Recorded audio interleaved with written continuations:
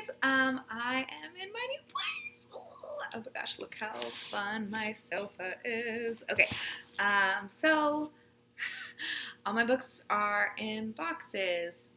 So I decided that I'm going to try to start doing my bookshelf tour.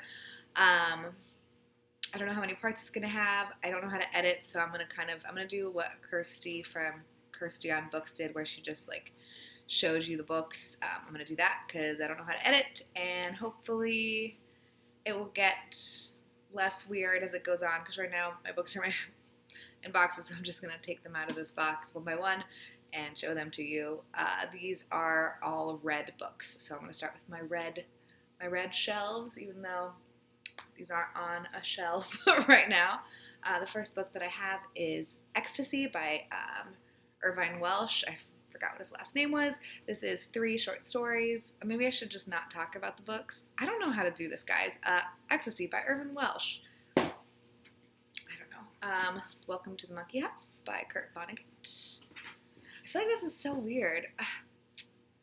I don't know. I don't know if I can just like show you books without talking about them. I don't know what I'm doing. Paprika by Yasutaka Tsutsui.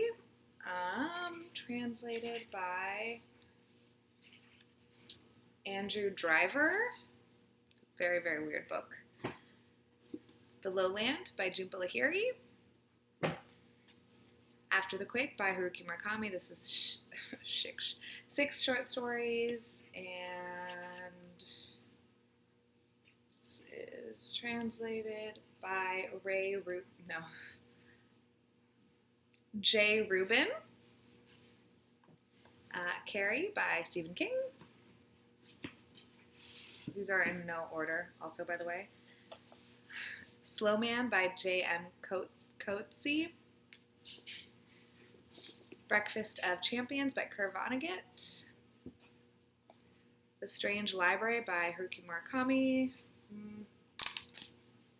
Translated by Ted Goosen. Gone Girl by Gillian Flynn. Magic for Beginners by Kelly Link. Oh my gosh, if you haven't read this, you should read it. Taltos by Anne Rice. You can see how well loved this book was. I don't know if it's well loved or it just took me a while, but yes. Oh, all of my Anne Rice books are like that. Great. Lasher by Anne Rice. This is ridiculous. This was new when I bought it, in case you're wondering. Oh gosh. One Flew Over the Cuckoo's Nest by Ken Kesey. War of the Worlds by H.G. Wells. The Great Gatsby by F. Scott Fitzgerald. Sorry if you can hear the drying. My clothes are drying. Of Mice and Men by John Steinbeck. Native Son by Richard Wright. Maybe should I be holding these closer? Guys, I don't know. Shadow of the Wind by Carlos Ruiz Zafón, and this is translated by Lucia Graves. The Restaurant at the End of the Universe by Douglas Adams. This is number 2 in the Hitchhiker's series. Salem's Lot by Stephen King.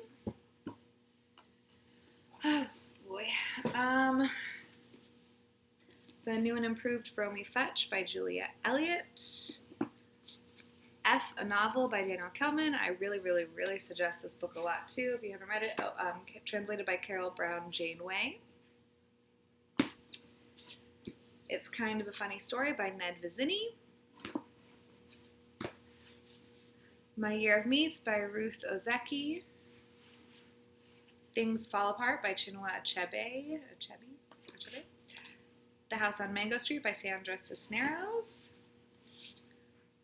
Audition by Ru Murakami. Translated by Ralph McCarthy. The Martian by Andy Weir. I'm drowning in books. Galapagos by Kurt Vonnegut. Saturday by Ian McEwan. The Prime of Miss Jean Brodie by Muriel Spark. South of the Border, West of the Sun by Haruki Murakami. This is translated by Philip Gabriel. I've never looked at the translators for these Murakami books, and I'm surprised every single one of them has been different so far. Very strange. Ham on Rye by Charles Bukowski. The Haunting of Hill House by Shirley Jackson. Just kind of picking now. Let's see. Laughter in the Dark by Vladimir Nabokov, translated by Nabokov. I think I remember that. Zealot, The Life and Times of Jesus of Nazareth by Reza Aslan. Dark Places by Gillian Flynn. I think these are the books that I've read most recently. Bird Box by Josh Malerman. The Rental Heart and Other Fairy Tales by Kirsty Logan. And Invisible Man by Ralph Ellison. So that was the first box of books. Let me know if you want to know more about this. Tell me what to do right now, because I feel like this is very materialistic and strange, and I almost don't want to continue doing my bookshelf tour because I just want to talk about the books. Like, should I talk about the books that I haven't talked about on my channel before? Do people talk about books and bookshelf tours? I don't think they do. I think they just show them. I don't know why it's fun to watch. I mean, I like watching them. I just don't, logically, I can't understand why it's fun to watch what another person owns. I'm just kind of confused right now and rethinking this whole thing. I'm still going to post this because it's 9:20 and I need to go to bed. But can you tell me what to do? Should I keep doing this? Obviously, I won't have this existential crisis every time I film it if I do continue doing a bookshelf tour. But I'm just like super, super confused. I hope everyone's having a great time. Oh, and happy reading. Yeah.